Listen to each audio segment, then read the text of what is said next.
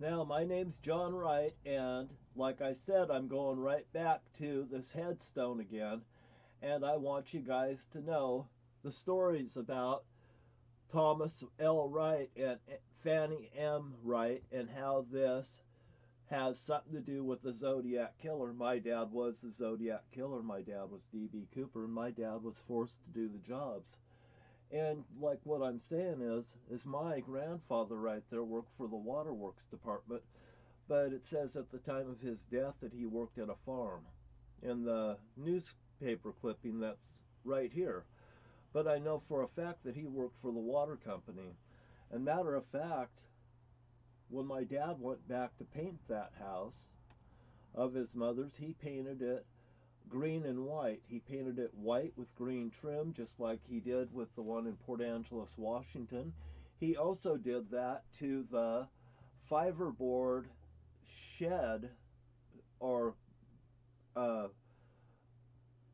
landscaper shack at the Fiberboards Mill in Antioch, California, because when my dad went to Antioch, California, after his father died, and I'm just speculating, maybe George's dad was murdered because Marietta says that his arms was crossed across his chest in the Zodiac position as a cross being on it, like cross and skull bones. Okay, so anyway, Thomas was found dead with his arms crossed across his arm and stuff. My dad's in his bedroom face down. My mother is dirty doing crossword puzzles and stuff like that, and my mother is a very bitter little woman. Matter of fact, her little brother got killed, and Marietta told me he had to die. He had rickets. Matter of fact, their family collected money on Jerry Lee Wright's death.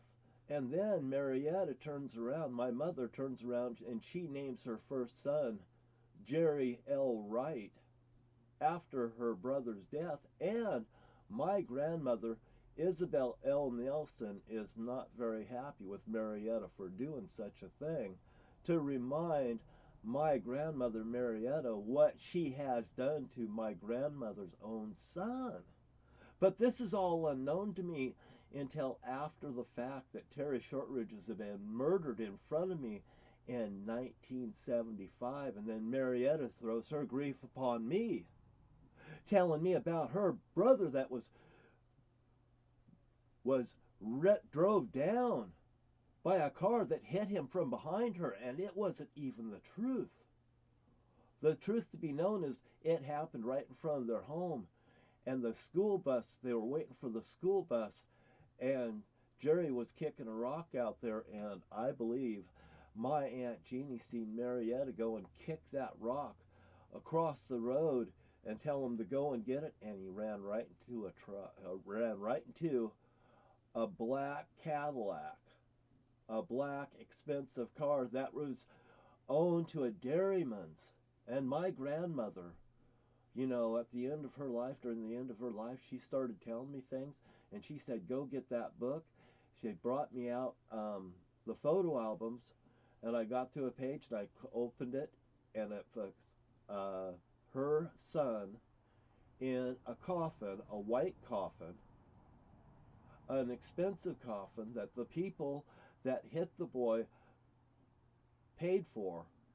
They paid for it, they took care of them well, and that's how my grandmother got that farm. Now, I believe that possibly there was somebody got a kickback on that one even, I'm not sure. But that farm is right there next to the cemetery in Brush Prairie, Washington, and that's right next to the aerial transponder, and D.B. Cooper jumped off right there at Brush Prairie, Washington, right there where the plane turns, because I've sat there at that very property at 15619 Northeast Brush Prairie, Washington. And at the end of the road, now there's a baseball field there, but down there at the very end of the road, right there, where you come across and you can shoot right into downtown Vancouver, right there from Battleground. You know, they put the battleground highway right there. Right there's the sheriff's office, right there where, in the vicinity of where D.B. Cooper was going to land. And they put that there to what? Keep it quiet around there, of course. They were involved in that. Clark County, and also Lewis County, and also all the way up there to Clallam Bay was involved in that, and it was the sheriff's department that was involved in it. Matter of fact, oh boy, when I had trouble and I went down to the sheriff's department, when I walked into that sheriff's department, they already knew my name. You know, the guy said, John, I'm just thinking that, you know, they have that camera and stuff, and that stuff's pretty sophisticated. Or maybe they knew that I was on my way over there because they already knew that I was getting phone calls from the farm about what was happening over there, and they probably knew that I was coming over there because there was already stuff stirred up about that farm around my grandmother's death about 2014, you know. But anyway, going back to this here tombstone right here, you know, all in all, we're going to go through everything. But now, after my uh, grandfather died, and I got to meet him one time at Alturas Lake. Alturas. Al, right there. Alturas Lake. And he took me and my brother Jim. We were down at the end of the dock with my grandfather. He showed us how to tie hooks. He told us about the hook and stuff. He showed us how to tie a hook. Spit on your hook if you can't. If you can't, you got to change it. You know, and kind of what he's telling us is a recipe and stuff, but it doesn't wake on me what he's doing. And also he's teaching me something that'll be remembered for the rest of my life. Who taught me how to tie it together? My grandfather right here, Thomas L. Wright. Okay, now September 22nd, 9. I was born on the 9th month. I was born on the 2nd. And also, I was the 4th child born into this family. And 1967, you know, how old am I? I was born September 2nd, 1961. Okay, just putting it out there. I'm just saying it. Now, you look at Fanny M. Well, let's see. The M, well, that goes for World War III. When you see an M or a W, guess what? It's like William. Brown and Williams. You know, I was told the next door neighbor's property right here is owned by Browns. And I brought that up to Ernie Tobeck, my brother-in-law. And I said, now this looks like an inside job here. You know, I said, the person across the street, Mr. Wallstead, the guy that's to the right of me is blowing off dynamite. Mr. Wallstead is, after I give him a little notice that he is creating too much sound, and I give him the RCW laws. And you know what? He has never ran that thing like that again because he gets the goddamn point because it was directed at me. And it'd been going on for months and the harassment and stuff, and he angered me so much. If he stepped across the street and said something to me, I'm sure I would have knocked him into next fucking year. I mean, he would have been injured so goddamn bad he'd feel the pain next year before he recovered, is what I'm saying. Because I would have made it a point to make him pay. You see that little bag of Friskies right there? Back then, after September 22nd, my dad was murdered, I believe. My dad had to go down through California and do the things that he had to do, or I think his children may have paid the price next, because I was being held in a rabbit cage. After my dad went to Idaho, settled his thing with his dad, he came back. He brought his dad's little white Ford Falcon car with him that he inherited from his dad. His dad worked at the waterworks department. I mean, I was told this stuff by my dad. I know this. It doesn't say the correct information in the newspaper, by the way. Like it never does say the correct stuff in the newspaper, by the way, from what I have seen, relating to my family and the stuff that surrounds them. So, and also the Zodiac said it's my kin, And by the way, it's not kin, it's kin as in family, like that. And they're being forced to comply, by the way. And then we've got February 5th. Now check this out. We're in Port Angeles in February.